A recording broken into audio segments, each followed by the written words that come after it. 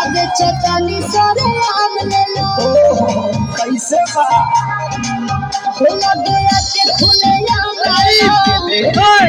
नहीं टीता नाम ले लो टाइम वेस्ट करो टेस्ट अभी कटा के देगा अरे कटा के देगा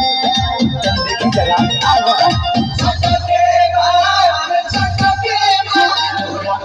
के साथ गोरी खट के बाकी खट के साथ गोरी खट के बाकी खट के खाना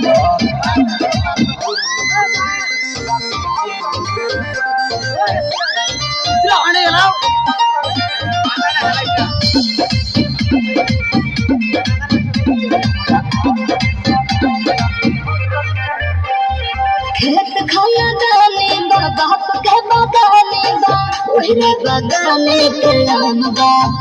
लल भर झोरा सस्ते ही दाम बा आप राइट बा एक बाइट में लोग के पता तो चली गई तोहरा चीज के न तो जवाब बाटे